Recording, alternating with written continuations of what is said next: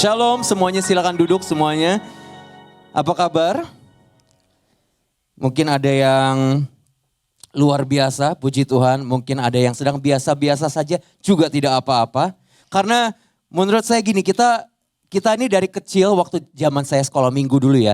Dari gereja saya dulu waktu zaman saya sekolah minggu, kita selalu di brainwash oleh gereja untuk selalu berkata, apa kabar? Luar biasa. Apakah keadaan kita selalu luar biasa? Enggak kan? Tuhan kita selalu luar biasa, tapi kehidupan kita kan enggak selalu luar biasa. So, saya mau bilang it's okay not to be okay. Kadang saya dari kecil di brainwash, oh jadi orang Kristen tuh enggak boleh, enggak oke. Kita harus selalu luar biasa. Kalau ditanya apa kabar? Luar biasa. Seakan-akan hidup kita enggak ada masalah. Hidup Anda ada masalah? Ada. Berarti hidup kita enggak selalu luar biasa. Kita enggak boleh membohongi keadaan. Tapi kita juga percaya bahwa Tuhan kita lebih besar dibanding masalah kita. Tapi kita harus mengakui bahwa kalau kita luar biasa, puji Tuhan. Kalau kita sedang biasa-biasa saja, juga puji Tuhan. Kalau lagi banyak pergumulan, juga tetap katakan puji Tuhan. Kenapa puji Tuhan? Karena pergumulan kita itu tidak ada apa-apanya dibanding kuasa Tuhan kita. Gitu, oke. Yang baru pertama, ini kedua kali ya, terima kasih untuk Pastor. Boleh mempercayakan, boleh mengundang saya kembali di tempat ini. Yang baru pertama kali melihat saya ini koko-koko dari mana sih? Perkenalkan, nama saya Immanuel Natalio, saya melayani Tuhan secara full time sebagai youth pastor di sebuah gereja lokal di Jakarta. Saya melayani Tuhan secara full time dari tahun 2022, jadi saya baru jadi pendeta 2 tahun. Saya mungkin gak usah kesaksian lagi, waktu kesempatan pertama waktu beberapa bulan lalu saya sudah pernah kesaksian, tapi singkatnya adalah 15 tahun yang lalu saya didiagnosa mengalami gangguan jiwa. Sampai hari ini saya masih berjuang dengan yang namanya bipolar disorder, saya adalah seorang penyintas bipolar disorder. Saya juga adalah seorang penyintas skizofrenia. Kalau Bapak Ibu tahu, pernah mendengar penyakit mental namanya skizofrenia. Sampai hari ini saya masih minum obat. Saya masih harus terapi dan berjuang dengan bipolar dan skizofrenia. Lalu di tahun 2014 saya kecemplung di narkoba. Saya pakai narkoba dan jualan narkoba dari tahun 2014 sampai 2018. Dan kalau Bapak Ibu tahu yang namanya pemakai dan penjual narkoba pasti sudah sepaket dengan namanya pergaulan bebas. Karena pergaulan bebas dan jarum suntik mungkin pada waktu 2018 saya berhenti total. Saya berhenti total bukan karena saya bisa, tapi Tuhan yang mampukan saya pada waktu itu. Saya 2018 bersih total dari narkoba dan akhirnya saya sekolah teologi di tahun 2018. Dan harusnya saya selesai di tahun 2020. Tapi ternyata 2019 saya harus cuti dari sekolah teologi saya. Karena saya sakit. Saya bulan Oktober 2019 saya sakit. Sampai akhirnya bulan Desember 2019 saya masuk rumah sakit dan saya koma 4 hari. Tapi waktu saya koma saya ketemu dengan Tuhan Yesus. Dan setelah koma 4 hari saya bangun dari koma. Saya pikir waktu itu saya mati tapi ternyata saya koma karena saya tahu tugas saya belum selesai di bumi ini ya. Jadi waktu saya bangun dari koma 4 hari setelah itu saya didiagnosa mengalami penyakit 3. Yang pertama namanya pneumonia, yang kedua namanya TB paru, TBC, TB paru, dan yang ketiga HIV AIDS. Jadi tadi saya bilang kalau namanya memakai narkoba biasanya hampir pasti sudah sepaket dengan yang namanya pergaulan bebas. Jadi saya sampai hari ini kalau Bapak Ibu tahu HIV AIDS itu belum ada obatnya. Jadi sampai hari ini juga saya masih berjuang saya harus masih berobat jalan, check up berkala ke rumah sakit. Dan menurut dokter memang HIV AIDS itu harus berobat jalan seumur hidup karena memang belum ada obatnya. Ya mungkin kesaksian hidup saya tidak seperti kesaksian pendeta-pendeta lain yang sakit jadi sembuh. Yang miskin jadi kaya, yang jalan buntu dibukakan. Mungkin kesaksian saya tidak seperti itu, tapi kesaksian saya adalah di tengah kesakitan saya tetap mengucap syukur kepada Tuhan. Bukankah itu kesaksian yang sesungguhnya Bapak Ibu? Saya mau bilang begini, kalau kita sakit jadi sembuh, lalu kita mengucap syukur dan bilang puji Tuhan, gak perlu jadi orang Kristen juga bisa. Oh ya, semua agama, semua manusia yang memeluk agama manapun di muka bumi ini, kalau mereka sakit lalu sembuh, mereka kan bilang apa? Tuhan baik. Jadi gak perlu jadi pengikut Kristus untuk bisa bilang puji Tuhan kalau kita sakit jadi sembuh. Tapi yang membedakan kita sebagai pengikut Kristus, sebagai orang Kristen yang membedakan kita dengan mereka yang tidak percaya adalah kita tetap bisa mengucap syukur walaupun keadaan kita belum berubah. Amin. Dan itu adalah kesaksian yang sesungguhnya. Harusnya kita harus bisa mengucap syukur di tengah apapun keadaan kita. Kita ada di gunung kemenangan ataupun di lembah kekelaman. Kita harus tetap katakan puji Tuhan. Tuhan Yesus tetap baik dalam kehidupan setiap kita. Amin. Oke, pada malam hari ini saya mau membawakan firman Tuhan. Judulnya adalah, kalau Bapak Ibu suka judul, saya berikan judul Identitas Menurut Yang di Atas.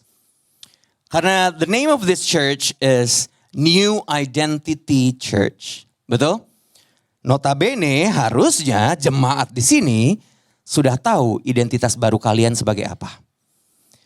Karena miris Bapak Ibu, kalau misalnya nama gerejanya New Identity Church, tapi Bapak Ibu tidak tahu identitas Bapak Ibu di dalam Tuhan, percuma Bapak Ibu nama gerejanya New Identity.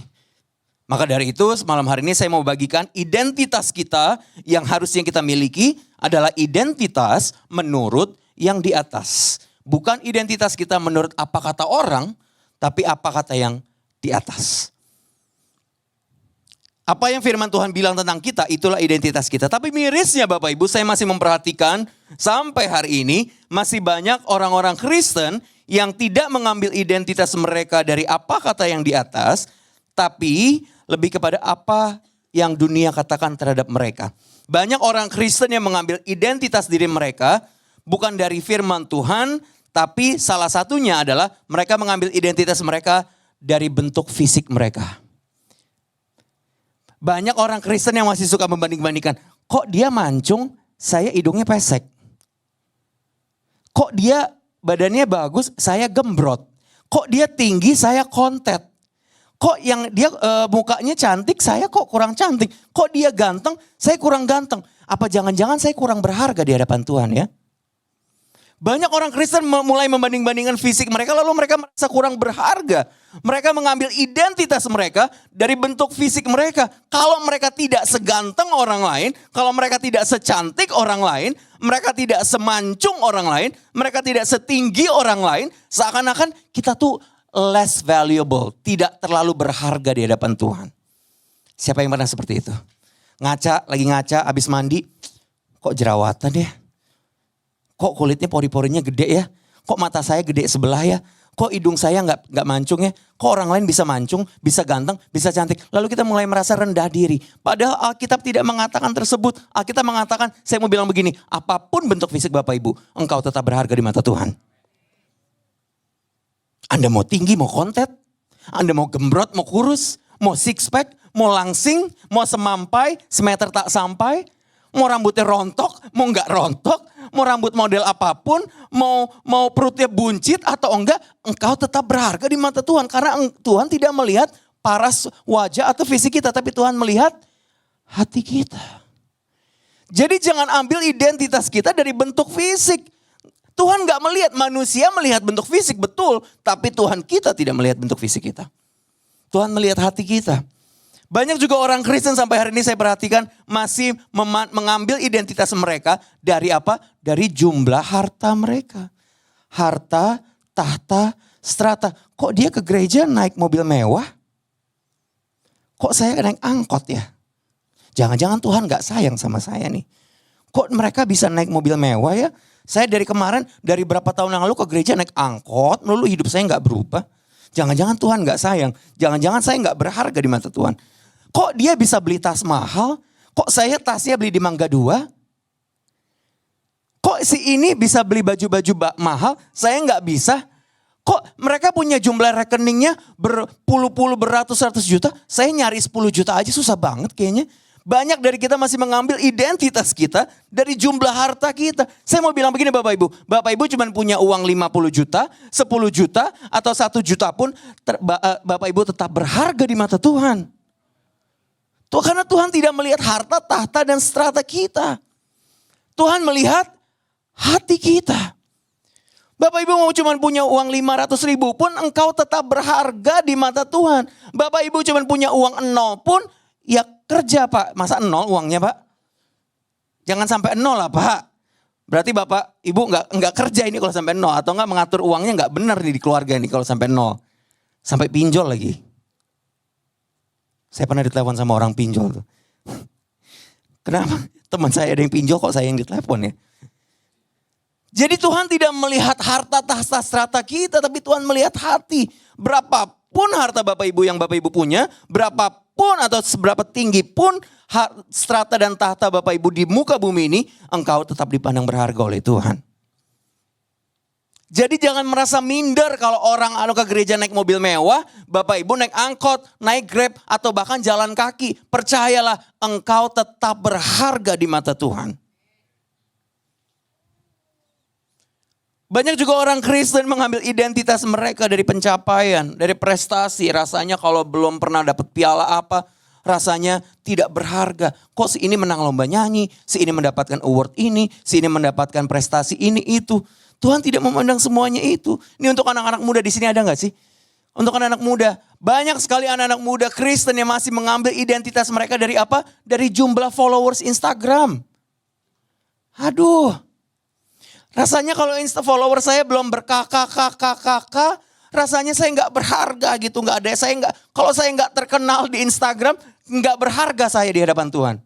Halo anak muda. Saya punya teman habis ngepost dikit-dikit lihat jumlah like.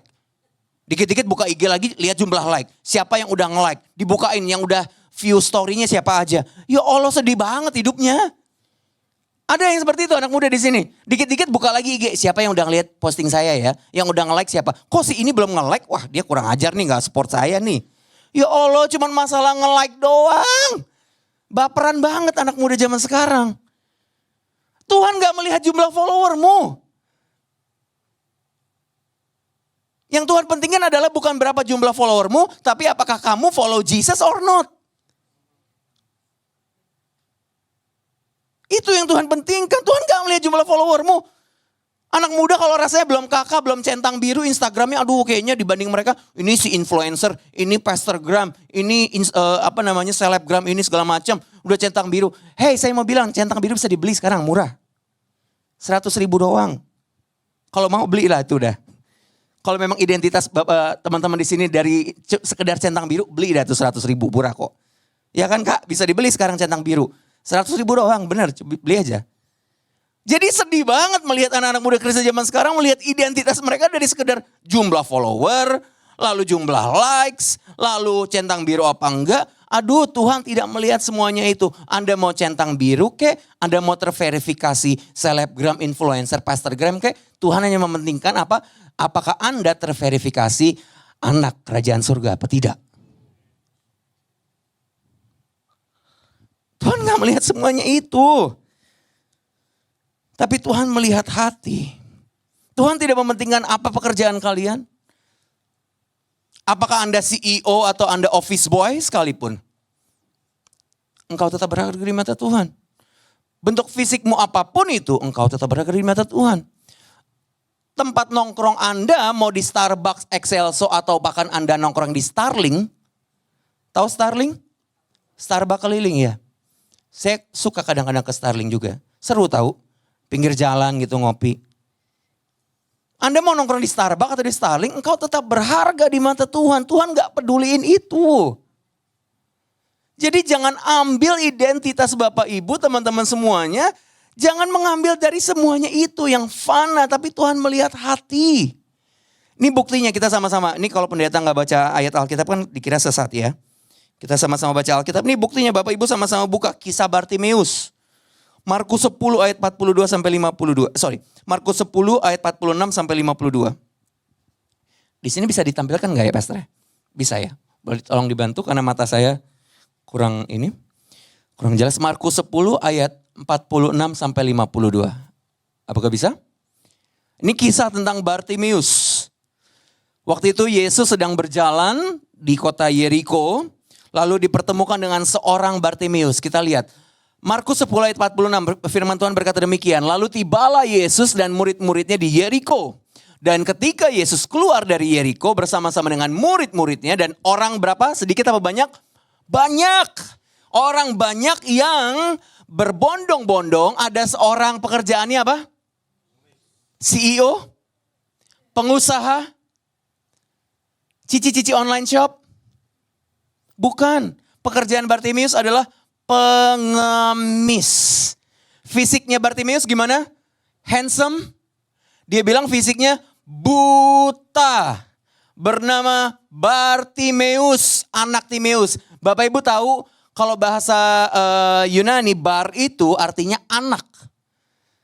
Jadi Bartimeus adalah artinya anak dari Timeus. Karena memang papahnya dia namanya Timeus, maka dia bilang anak Timeus. Makanya banyak teolog-teolog bilang bahwa ini Bartimeus itu bukan nama beneran.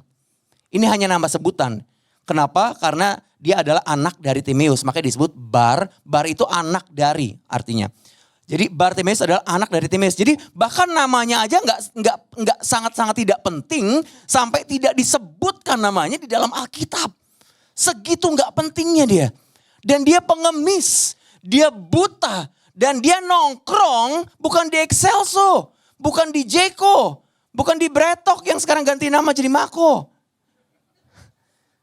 Ini bukan sponsor ya, saya tiba-tiba keinget aja namanya kok ganti Mako ya. Dia nongkrongnya di pinggir jalan. Gak ada yang buta kan di sini? Gak ada yang nongkrong di pinggir jalan kan? Semua nongkrong di mall kan? Gak ada yang pengemis kan di sini? Tapi Bartimeus pengemis, buta, nongkrong di pinggir jalan. Lalu bilang apa ayat yang berikutnya? Ketika dia dengarnya bahwa itu adalah Yesus orang Nazaret, mulailah ia berseru, Yesus anak Daud kasihanilah aku. Waktu dia berseru kepada Tuhan, orang lain bilang apa? Ayat berikutnya. Justru orang lain bilang apa? Lu diem aja. Lu tuh gak layak ngomong sama Tuhan. Dia bilang apa? Namun semakin menegurnya supaya ia diam. Lu tuh buta, lu di pinggir jalan, lu pengemis, lu gak layak manggil-manggil Yesus. Segitu gak layaknya sampai nama dia pun gak disebut di Alkitab. Tapi apa yang Yesus lakukan terhadap Bartimeus? Anak Daud kasihanilah aku, lalu Yesus berhenti dan berkata, panggillah orang penting itu. Panggillah CEO itu. Panggillah pengusaha itu. Panggillah menteri itu. Panggillah jenderal ini itu. Bukan. Tapi tadi dikatakan orang banyak apa orang sedikit yang berbondong-bondong bersama Tuhan? Orang banyak. Tapi mata Yesus tertuju kepada Bartimeus. Halo. Lalu Yesus bilang, panggillah Bartimeus. Mereka memanggil orang buta itu dan berkata kepadanya, kuatkan hatimu, berdirilah. Ia memanggil, dan ayat terakhir, engkau. Lalu ia menanggalkan jubahnya, ia segera berdiri dan mendapatkan Yesus. Lalu berikutnya, apakah disembuhkan? Tanya Yesus kepadanya, apa yang kuhendaki supaya engkau perbuat bagimu? Jawab orang buta itu, Rabuni, supaya aku dapat melihat. Lalu Yesus berkata, lalu Yesus kepadanya, berkilah, imanmu telah menyelamatkan engkau. Pada saat itu juga Bartimeus melihat. Ini membuktikan dari tadi dikatakan orang banyak berbondong-bondong. Saya bayangkan kalau Jokowi jalan aja yang berbondong-bondong sama dia banyak orang penting, betul? Ada menteri-menteri, ada pejabat-pejabat yang suka pansos. Ngikutin semua, ngikutin Jokowi. Ini Yesus juga kan orang penting pada zaman itu kan. Jadi yang berbondong-bondong dengan dia adalah ada juga murid-murid Yesus. Dan saya yakin banyak orang-orang juga, orang-orang penting di sekitar dia. Tapi mata Tuhan tertuju kepada pengemis yang buta dan yang nongkrongin di pinggir jalan. Yang dan namanya tidak disebut di dalam Alkitab. Dan waktu dia berseru kepada Tuhan, malah orang bilang, diam lu. Justru mata Yesus tertuju kepada dia. Ini membuktikan apa? Yesus tidak melihat pekerjaan Bapak Ibu. Yesus tidak melihat kondisi fisik Bapak Ibu. Yesus tidak melihat di mana Bapak Ibu nongkrong. Tapi Yesus melihat kedalaman dan kemurnian hati kita dalam meminta hadirat Tuhan dalam hidup kita. Jadi percayalah. Jangan mengambil identitas kita dari apa yang dunia lihat. Tapi dari hati kita. Engkau berharga di mata Tuhan. Dan kalau Yesus matanya bisa tertuju kepada seseorang yang pengemis, yang buta, yang sakit, yang tidak dianggap. Yesus matanya bisa tertuju kepada dia. Yesus bisa mengasihi orang seperti dia. Seharusnya kita juga bisa mengasihi orang-orang seperti Bartimeus di gereja ini. Halo. Saya perhatikan banyak sekali gereja-gereja yang dikit-dikit kalau misalnya melihat ada cewek pakai rok mini sedikit. Ini pasti cewek rusak nih. Mulai menghakimi. Ada cowok yang rambutnya gondrong, serem, celananya robek-robek. Aduh, ini pasti cowok rusak nih. Kenapa gereja zaman sekarang sangat-sangat gampang menghakimi orang lain? Seakan-akan kalau ada Bartimeus datang ke gereja kita dari pintu itu ke New Identity Church. Lalu jemaat di New Identity, jangan New Identity, di sini gak ada yang menghakimi ya. Gereja lain maksudnya mungkin di Finlandia mungkin. Ada Bartimeus datang ke gereja mereka. Pakai rok mini kek, pakai celana robek-robek kek, mungkin bau matahari kek. Atau mungkin rambutnya acak-acakan kek, bertato kek. Atau mungkin perawakannya tidak sesuai dengan yang image dari gereja tersebut. Dengan jemaat-jemaat yang datang ke gereja tersebut. Langsung kita jauhi orang itu. Gak ada yang mau dekat-dekat sama dia. Langsung kita hakimi. Ini orang berdosa nih, gak layak masuk gereja ini nih. Seakan-akan kalau ada Bartimeus datang ke gereja kita, langsung kita hakimi. Padahal Yesus matanya tertuju kepada orang-orang yang seperti Bartimeus. Kenapa kita justru bukan gak bisa mengikuti Tuhan Yesus yang mengasihi Bartimeus, justru kita menghakimi Bartimeus di gereja kita. Makanya malam hari ini saya mau bilang kepada Bapak Ibu, buang jauh-jauh mindset bahwa gereja adalah tempat kumpulan orang suci. Saya selalu bilang, berapa kali saya sudah pernah bilang dalam khotbah saya tidak setuju kalau Bapak Ibu merasa bahwa gereja adalah tempat kumpulan orang suci. Bukan. Kalau Bapak Ibu sudah merasa suci, silakan buka sorga sendiri. Gak usah buka gereja sendiri, buka sorga aja sekalian. Udah suci kan? Udah paling hebat, udah paling suci kan? Rasanya kalau ada Bartimeus datang, ini gak layak nih ke gereja. Gak layak saya bergaul sama dia. Gereja bukan tempat kumpulan orang suci, tapi gereja adalah bengkelnya orang berdosa. Jadi kalau ada orang berdosa datang ke gereja kita, rangkul mereka Bapak Ibu. Saya perhatikan, banyak sekali gereja zaman sekarang masih sangat, ada yang berdosa dikeluarin dari gereja.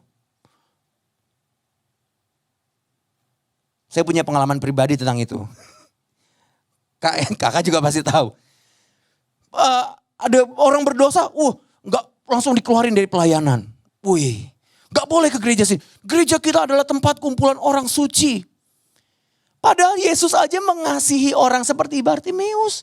Orang yang sakit, mungkin sakit fisik kek, mungkin sakit hatinya kek, sakit mentalnya kek, mungkin orang berdosa, apapun dosa. Jangan hanya karena dosa kita berbeda, Anda merasa lebih suci dibanding orang lain. Halo. Kita semua orang berdosa, termasuk saya. Kita semua orang berdosa, kita semua butuh dibimbing dan dibenarkan di dalam gereja. Jadi kalau ada Bartimeus di gereja, kita harus apa? Kasih, jangan hakimi mereka. New Identity Church siap untuk mengasihi Bartimeus yang datang? Jangan justru mereka dikeluarin. Mereka nanti banyak yang kepahitan dari gereja, dirangkul oleh bulan bintang nanti. Iya benar. Teman saya jujur ini true story. Teman saya ada beberapa yang kecewa, kepahitan sama gembala, sama pendeta, sama orang jemaat di gereja. Mereka kepahitan. Mereka sekarang, mohon maaf, mereka convert. Karena mereka merasa dirangkul di sana. Terus gimana kita ini? Masa dikit-dikit kita ngeluarin orang karena dia karena dosa kita berbeda dosa dia berbeda dengan kita. Kasihilah Bartimeus. Amin. New Identity Church siap ya? Untuk mengasihi semua orang, semua jenis orang, semua tipe orang. Semua Bartimeus yang datang ke gereja yang kita harus rangkul. Kasihi, bimbing, dibenarkan. Karena gereja bukan tempat kumpulan orang suci. Tapi gereja adalah bengkelnya orang berdosa. Amin. Balik lagi ke topik identitas. Saya mau bagikan 2 poin. Kalau sekarang kita sudah mengerti bahwa identitas kita menurut Tuhan, menurut yang di atas, itu tidak menurut kata dunia. Tuhan tidak melihat fisik, Tuhan tidak melihat harta tata strata, tidak melihat apapun yang dunia katakan. Tapi Tuhan melihat hati, buktinya adalah Bartimeus. Sekarang kita mau lihat identitas menurut yang di atas itu apa. Sebenarnya banyak Bapak Ibu, tapi malam hari ini saya mau bagikan 2. Identitas penting yang saya mau bagikan kepada Bapak Ibu. Yang pertama adalah identitas kita menurut yang di atas. Yang pertama adalah sama-sama kita buka di 2 Korintus 5 ayat 20. Identitas yang pertama, identitas menurut yang di atas. Ini gereja New Identity Church harus tahu identitas kita sebagai apa. Di dalam firman Tuhan. 2 Korintus 5 ayat 20. Dari situ. Gak kebaca saya, belakangnya putih soalnya. Oke, saya zoom aja dari sini. 2 Korintus 5 ayat 20. Jadi, ini bukan 2 Korintus ya? Iya bukan. 2 Korintus 5 ayat 20, saya bacakan dari sini. 2 Korintus 5 ayat 20. Firman Tuhan berkata demikian. Jadi, kami ini adalah utusan Kristus. Udah stop sampai situ aja. Jadi identitas kita yang pertama adalah utusan Kristus. Tolong tekankan utusan Kristus. Banyak orang Kristen zaman sekarang masih menganggap diri mereka bukan utusan Kristus, tapi mereka atasan Kristus. Halo. Kita yang diatur oleh atasan atau kita yang mengatur Tuhan selama ini? Tuhan, saya mau bisnis ini nih, berdoa. Panggil pendeta, berkati usaha kita. Tuhan berkati ya, Tuhan yang lancarkan usaha saya. Kok ngatur-ngatur Tuhan? Udah nanya Tuhan belum sebelum Anda buka usaha? Tuhan udah kasih konfirmasi belum suruh buka usaha itu? Kenapa kita melangkah duluan? Terus seakan-akan Tuhan tuh seperti jin botol di Aladin gitu yang tiba-tiba suruh tolong berkatin usaha saya.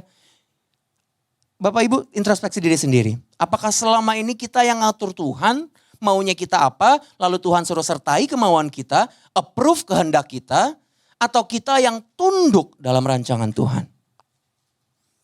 Kita identitas yang pertama adalah utusan, bukan atasan. Jadi utusan adalah orang yang tunduk kepada perintah atasan. Jadi harusnya kita tunduk kepada perintah Tuhan atas hidup kita. Makanya saya selalu bilang kepada jemaat yang saya khotbahkan. Saya selalu bilang, tanya Tuhan sebelum melangkah. Bukan setelah mati langkah. Halo. Banyak orang Kristen duluan melangkah. Kalau udah mati langkah baru tanya Tuhan, Tuhan ini gimana ya, kok mati langkah udah jalan buntu. Lah Tuhan bilang, yang suruh lu melangkah siapa? Lu tanya gue dulu enggak sebelum melangkah? Ya, iya Pak iya. Banyak orang Kristen melangkah dulu, lalu kalau udah jalan buntu baru tanya Tuhan. Seakan-akan kita ini atasannya Tuhan. Suka-suka kita. Kita harusnya, kita ini utusan. Sebelum melangkah kita harus tanya atasan kita. Kita boleh melangkah ke sini enggak sih? Gitu loh. Kita utusan, bukan atasan. Contoh berikutnya dalam hal berdoa. Mohon maaf, masih banyak orang Kristen sampai sekarang berdoanya seperti bukan utusan Tuhan, tapi mereka atasan Tuhan. Misalnya ada yang sakit, didoakan gini, dalam nama Yesus, pasti sembuh. Pasti sembuh. Lah kok kita ngatur-ngatur Tuhan? Halo, pasti sembuh gak? Ya gak tahu dong. Makanya saya selalu kalau diundang ke doain jemaat di rumah sakit atau ada yang sakit di rumahnya, saya selalu berdoanya, percayalah Tuhan Yesus sanggup menyembuhkan. Saya nggak pernah sekalipun selama saya jadi hamba Tuhan, saya nggak pernah keluar kalimat pasti sembuh. Karena saya tahu saya bukan atasan Tuhan. Jadi saya nggak tahu pasti sembuh apa enggak. Iya kalau sembuh, iya kalau meninggal gimana? Kalau pasti sembuh berarti harusnya nggak ada orang Kristen meninggal sampai hari ini dong. Benar gak? Tapi kenapa masih ada orang Kristen yang meninggal? Ya karena memang belum pasti sembuh. Makanya doanya jangan pasti sembuh. Dalam nama Yesus pasti sembuh. Kita gak boleh ngatur-ngatur Tuhan Bapak Ibu. Makanya doanya jangan ngatur Tuhan. Pasti sembuh, pasti kaya, pasti nyaman, pasti dilancarkan, pasti ini, pasti ini. Itu seakan-akan Tuhan ini langsung meng-approve semua kemauan kita. Seakan-akan kita ini atasannya Tuhan. Tuhan itu seperti jin botol Aladin yang bisa merealisasikan apa kemauan kita. Yesus aja berdoanya gimana? Saya kasih tahu. Waktu Yesus H-1 sebelum ditangkap tentara Romawi. Untuk disalibkan. Dia ke Taman Getsemani, betul? Dia berdoa. Yesus doanya seperti apa? Bapa, kalau boleh cawan ini berlalu daripadaku. Tapi jangan kehendakku yang jadi. Kehendak Bapa yang jadi. Halo. Itu yang doa siapa? Yesus. Yesus aja doanya seperti itu. Yesus loh. Masa Yesus aja yang kita sembah doanya Bapa, kalau boleh cawan ini berlalu daripadaku. Tapi kalau kehendak Bapa enggak seperti itu, ya udah kehendak Bapa yang jadi, jangan kehendakku. Kita juga harus mengikuti doanya seperti itu dong Bapak Ibu. Masih banyak orang Kristen saya perhatikan doanya merintah-merintah Tuhan. Pasti ini, pasti ini, pasti ini. Lah kita tuh siapa? Kita cuman utusan. Harusnya doa kita juga, isi doa kita harusnya memancarkan dari identitas kita. Yaitu apa? Hanyalah utusan. Kita boleh gak minta sama Tuhan? Boleh gak minta sama Tuhan? Boleh, tentu boleh.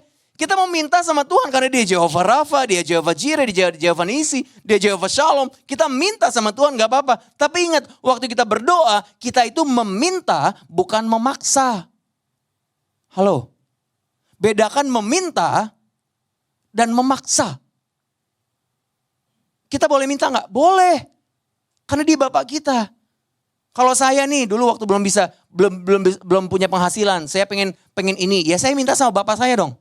Bener gak? Pak boleh gak ini? Minta sama bapaknya. Jangan minta sama bapak orang lain.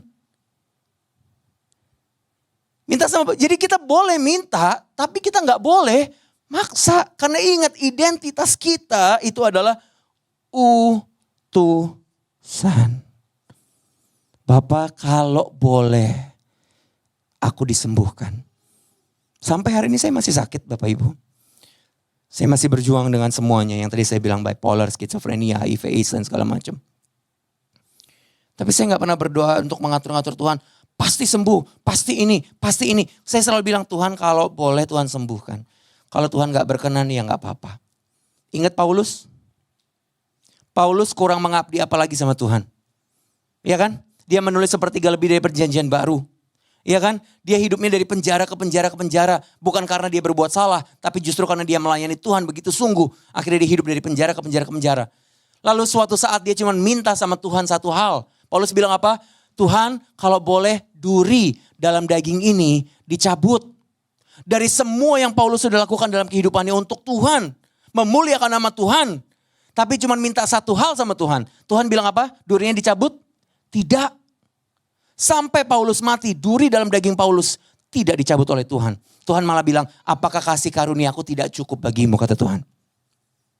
Apakah Paulus kecewa? Enggak, kalau Paulus kecewa enggak ada perjanjian baru. Karena dia menulis sepertiga lebih dari perjanjian baru. Jadi kita harus ikutin Paulus. Paulus sadar bahwa identitas dia itu hanyalah utusan. Sama seperti Yesus, waktu Yesus berdoa kepada Bapa di sorga, dia menyadari bahwa Yesus dia adalah seorang juga utusan yang diutus oleh Bapa untuk datang ke dunia dan mati di atas kayu salib untuk menebus dosa kita. Makanya dia sadar peran dia adalah utusan, makanya dia gak berani memaksa Bapa, tapi dia cuma sekedar meminta kalau boleh. Cawan ini berlalu daripadaku, tapi jangan kehendakku yang jadi. Kehendak Bapak yang jadi. Ayo Bapak Ibu. Saya mau mengajak Bapak Ibu. Saya gak maksa, saya cuma meminta. Kalau boleh. Bapak Ibu juga ubah cara doanya. Mulai saat ini. Jangan memaksa Tuhan.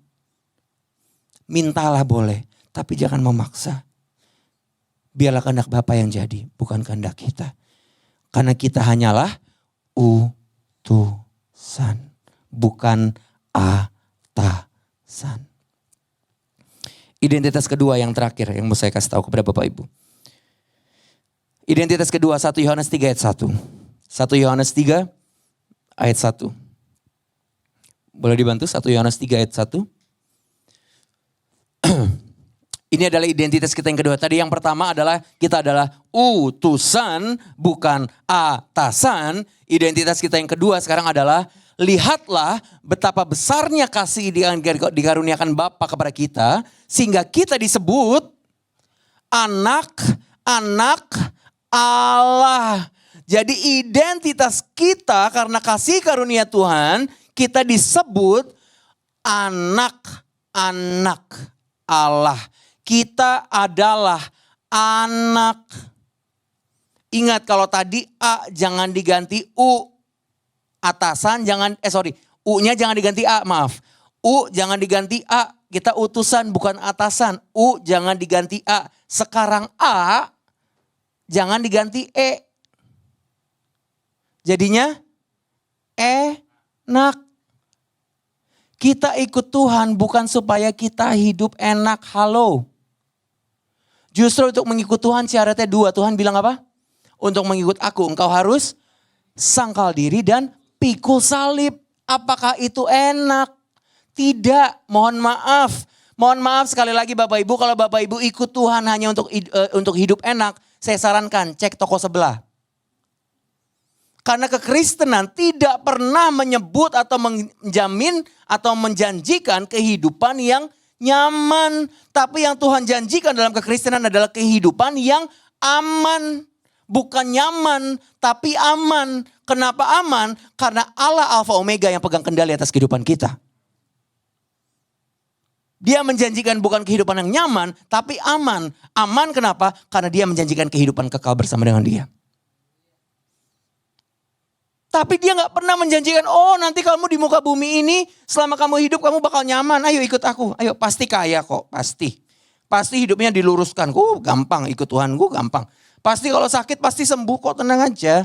Tenang aja pasti sembuh, yang sakit pasti sembuh, yang miskin pasti kaya. Belum tentu. Kaya, sembuh, kenyamanan itu semuanya bonus. Jadi fokus kita dalam mengikut Tuhan bukan untuk kaya, bukan untuk sembuh, bukan untuk hidup nyaman. Tapi fokus kita mengikut Tuhan karena kita mengasihi Tuhan. Saya mau bilang hubungan kita sama Tuhan gak boleh transaksional, haruslah relasional. Transaksional adalah pada waktu Bapak Ibu mengikut Tuhan. Tuhan, aku mau ke gereja. Tuhan, aku mau kasih persembahan. Tuhan, aku kasih buah sulung. Tuhan, aku kasih perpuluhan. Tuhan, aku baca Alkitab setiap hari. Tuhan, aku saat teduh setiap hari. Tuhan, aku bikin mesbah keluarga setiap hari. Tuhan, aku ikut ibadah tengah minggu di New Identity Church. Semuanya itu Bapak Ibu lakukan bukan supaya Tuhan berkati Bapak Ibu. Kalau semua kegiatan agamawi Bapak Ibu lakukan hanya untuk diberkati Tuhan, berarti mohon maaf, Bapak Ibu jahat.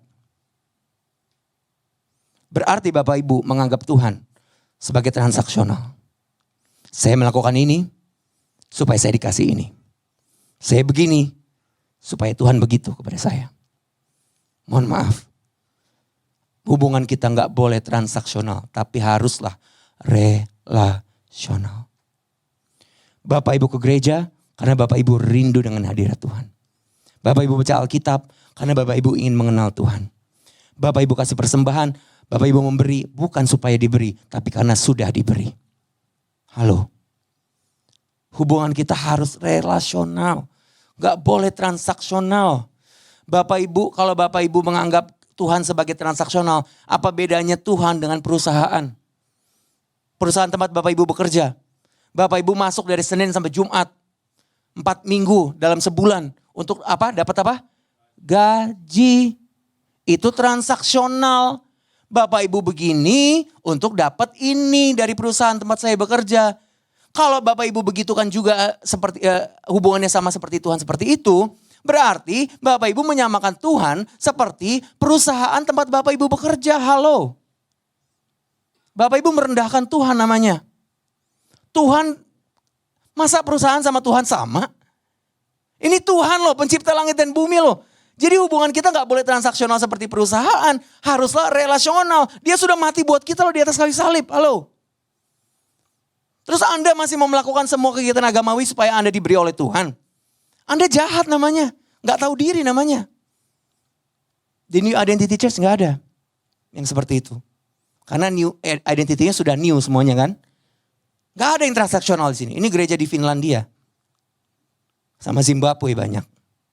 Di sini gak ada. Jadi hubungan kita, ingat kita harus relasional. Gak boleh transaksional. Kita ikut Tuhan bukan supaya hidup enak. Tapi kita ikut Tuhan karena memang kita anak yang mengikuti bapaknya. Makanya seperti anak itik ngikutin maknya kan kemana-mana. Ngikutin bapaknya, ibunya kan. Sama seperti kita. Bapak kita kemana kita ikutin karena kita adalah anak, bukan untuk hidup enak. Mohon maaf. Sekali lagi saya mau bilang. Kalau Bapak Ibu ikut Tuhan sekedar untuk cari hidup enak. Saya sarankan 100%. Coba cek toko sebelah. Sorry pastor kalau habis ini jemaatnya berkurang. Ada yang mungkin mau cek toko sebelah. Gak apa-apa, kita dimurnikan. Biar semua yang datang ke sini hanya domba-domba aja. Kita ikut Tuhan bukan supaya hidup enak. Kita hidup jadi anak. Setiap anak pasti punya privilege yang diberikan oleh bapaknya, betul? Privilege-nya apa yang Tuhan berikan kepada kita? Karena kita dianggap sebagai anak-anak Allah. Ibrani 12 ayat 6 sampai 8. Ibrani 12 ayat 6 sampai 8. Ini adalah privilege yang Tuhan berikan kepada kita karena kita sudah dianggap anak oleh Tuhan. Karena Tuhan apa? Menghajar. Aduh, gak enak nih. Karena Tuhan menghajar orang yang dikasihinya dan ia menyesah orang yang diakuinya sebagai. Ayo. Masih mau jadi anak Tuhan? Siap dihajar. Gak ada yang amin. Memang khotbah-khotbah seperti yang saya bawakan ini kurang famous, kurang populer ya. Kebanyakan maunya khotbah tentang berkat kan? Kalau berkat semuanya amin. Kesembuhan amin. Kekayaan amin. Ini kebenaran firman Tuhan loh. Makanya Bapak Ibu gak boleh curang. Amin ini cuma doa Yabes doang. Tiap hari doa Yabes diperkatakan. Seakan-akan kejadian sampai Wahyu cuma isinya doa Yabes, doa Yabes, doa Yabes, doa Yabes, doa Yabes. Gak ada ayat lain gitu. Ini ada di Alkitab gak? Ada. Berarti ini iya dan amin gak? Iya juga dong. Anda gak boleh curang sama Tuhan. Jadi siap dihajar gak? Nambah 3. Aduh. Memang mental orang Kristen zaman sekarang saya perhatikan kayak kerupuk gitu. Dikit-dikit prak patah. Dikit-dikit prak kecewa sama Tuhan. Dikit-dikit prak kepahitan sama Tuhan. Dikit-dikit prak udah meninggalkan Tuhan. Dikit-dikit prak udah patah udah aja. Kalau dihajar langsung prak. Padahal justru privilege kita harusnya kita melihat. Setiap hajaran itu artinya kita disayang Tuhan. Karena Tuhan menyesah orang yang diakuinya sebagai anak. Halo, ayolah ikut Tuhan bukan supaya hidup enak. Tapi kita adalah anak dan Tuhan menghajar setiap orang yang dianggapnya sebagai anak. Nambah jadi 4. Yang lain gak mau jadi anak Tuhan ya? Iya kan? Rata-rata kebalikannya semuanya. Yang tadi utusan bukan atasan. Rata-rata pengennya jadi atasan. Sekarang saya bilang anak bukan enak. Rata-rata mau jadi enak. Padahal identitas kita bukan enak dan bukan atasan. Identitas kita tadi apa? Utusan dan anak. Come on church. Kita harus pikul salib sangkal diri. Ikut Tuhan bukan supaya hidup enak. Tapi ikut Tuhan supaya kita dianggap anak. Dan Tuhan mengajar setiap orang yang diakuinya sebagai anak. Justru proses itu adalah bahasa cintanya Tuhan sama kita. Ya. Proses itu adalah bahasa cintanya Tuhan sama kita. Bukan berkat, bukan uang, bukan kekayaan. Mohon maaf, saya bisa yakinkan iblis bisa kasih kekayaan. Oh iya. Oh iya. Iya. Makanya banyak orang pesugihan, itu bukannya sesat. Bisa kaya gak pesugihan?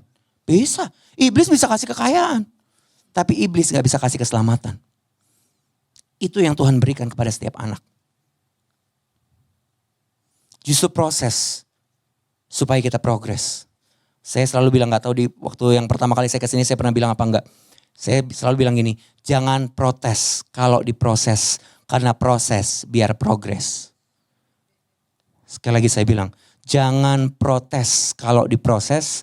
Karena proses biar progres. Kalau gak ada proses, kita gak pernah akan progres. Justru kalau kita diproses, kita dianggap anak. Bapak Ibu tahu buah jeruk sama jus jeruk mahal mana? Jus jeruk. Olive oil, minyak olive sama buah olive mahal mana? Olive oil, bukan buah olive. Wine sama buah anggur mahal mana? Aduh pastor saya nggak pernah menyentuh wine, itu beralkohol, itu dosa. Wih orang gereja zaman sekarang, wow dosa nih wine ini beralkohol nih.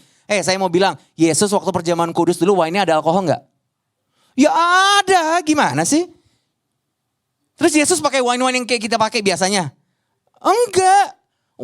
Bapak Ibu, Yesus pakai wine yang wine memang beralkohol. Orang gereja zaman sekarang kalau melihat alkohol, wah ada alkoholnya, dosa ini. Dosa. Haleluya, tengking dalam nama Tuhan Yesus. Yesus aja minum wine kok, nggak usah heboh. Orang Kristen zaman sekarang disuruh jadi anak, disuruh jadi utusan nggak mau. Giliran yang begini-gini sok suci semuanya. Bingung saya.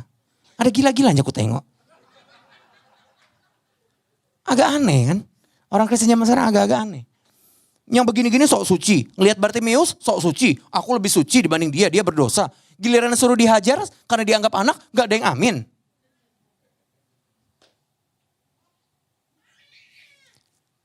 Jeruk sama jus jeruk. Mahal jus jeruk. Olive oil sama buah olive. Mahal olive oil. Wine sama buah anggur. Mahal mana? Wine. Kenapa ketiganya lebih mahal? Karena semuanya sudah mengalami tekanan. Ketiganya mengalami proses. Makanya kalau kita diproses, itu supaya kita progres. Maka dari itu jangan protes. Justru proses itu kita dianggap anak oleh Tuhan. Karena apa? Tuhan menghajar, menyesah setiap orang yang dianggap anak dan dikasihinya. Amin. Saya tutup dengan satu kalimat ini. Kalau Bapak Ibu menyadari identitas Bapak Ibu adalah sebagai utusan, bukan atasan. Bapak Ibu menyadari identitas kita adalah sebagai anak, bukan sekedar untuk hidup enak. Percayalah, kita bisa jadi orang Kristen yang apa? Yang dipuji, tidak terbang. Diuji, tidak tumbang. Sekali lagi saya ulang. Kalau kita sadar identitas kita sebagai utusan, bukan atasan. Identitas kita sebagai anak, bukan enak. Kita bisa jadi orang Kristen yang dipuji, tidak terbang. Diuji, tidak tumbang. Dipuji, tidak terbang. Kenapa? Karena kita sadar kita cuman utusan. Yang perlu dipuji adalah atasan. Sekalipun kita dipuji, kita gak perlu terbang. Karena kita cuman utusan. Sekalipun kita diuji, kita gak tumbang. Kita diproses, kita gak nyerah. Kenapa? Karena kita tahu identitas kita sebagai anak. Doa waktu kita diproses, proses adalah konfirmasi bahwa kita dianggap anak oleh Tuhan. Jadilah orang Kristen yang dipuji, tidak terbang, diuji, tidak tumbang. Tuhan Yesus memberkati. Kita tutup, saya panggil worship leader dan singer dan pemusik maju ke depan. Kita pejamkan mata, kita hampiri tahta Tuhan, kita berdoa. Bapak, kami mengucap syukur untuk kesempatan pada malam hari ini kami boleh mendengarkan kebenaran firman Tuhan. Kami boleh kembali diingatkan, mungkin kalau yang lupa atau yang bahkan belum tahu, kami boleh diberitahu pada malam hari ini sebuah kebenaran bahwa identitas kami siapa di dalam Tuhan adalah identitas menurut yang di atas. Yaitu malam hari ini kami diingatkan kembali, kami adalah utusan-utusan Kristus. Kami mau jadi berkat, menjadi garam, menjadi terang bagi banyak orang. Karena kami adalah utusan-utusan tentara kerajaan sorga yang kau utus untuk menjangkau jiwa-jiwa di bumi ini Tuhan Yesus. Terima kasih Tuhan Yesus. Kami juga diingatkan kembali bahwa identitas kami adalah sebagai seorang anak, bukan untuk hidup enak. Karena kami tahu untuk ikut Tuhan kami harus pikul salib dan sangkal diri. Maka dari itu kami fokusnya bukan untuk hidup enak mengikut Engkau. Tapi kami mau hidup menjadi anak. Dan anak pasti diproses oleh Bapaknya. Kami mengucap syukur justru untuk setiap proses yang kami alami. Kami gak mengucap syukur waktu kehidupan kami baik-baik saja, luar biasa. Tapi kami berjanji malam hari ini di New Identity Church, kami mau menjadi anak-anak Tuhan yang tetap mengucap syukur apapun musim kehidupan kami. Kami ada di gunung kemenangan atau di lembah kekelaman, kami tetap mengucap syukur karena kami tahu kami gak mau protes, karena proses supaya kami boleh progres di dalam Tuhan. Kami boleh semakin punya karakter Kristus. Kami boleh Engkau pakai menjadi saluran berkat-Mu lebih lagi Tuhan. Yang kami tahu Tuhan Yesus, yang Kau janjikan bukan kehidupan yang nyaman, tapi yang kami tahu melewati lembah kekelaman sekalipun Engkau tetap menyertai kami. Terima kasih Tuhan Yesus. Thank you Jesus. Bersama-Mu Bapa, ku lewati semua perkenananmu yang teguhkan hatiku. Amin. Engkau yang bertindak, memberi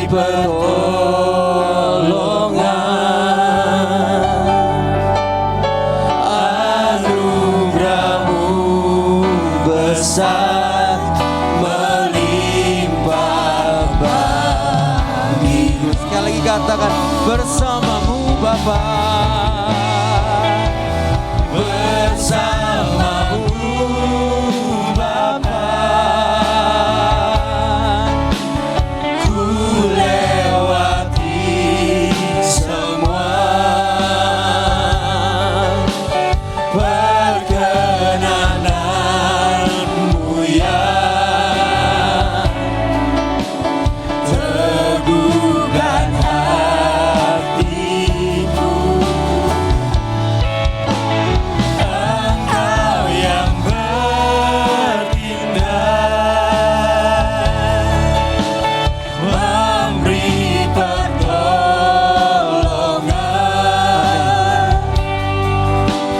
Anugerahmu besar melimpah bagiku. Sekali lagi katakan, anugerahmu besar melimpah bagiku. Anugerahmu besar melimpah bagiku. Sekali lagi katakan, anugerahmu besar. Dengan penuh iman katakan, anugerahmu besar melimpah bagiku. Amin. Terima kasih Tuhan Yesus. Hamba-Mu sudah selesai berbicara, tapi hamba-Mu berdoa, Engkau tidak pernah berhenti berbicara kepada setiap kami.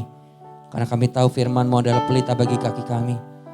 Kami di New Identity Church berjanji untuk mau tanya Tuhan selalu sebelum kami melangkah, bukan setelah kami mati langkah.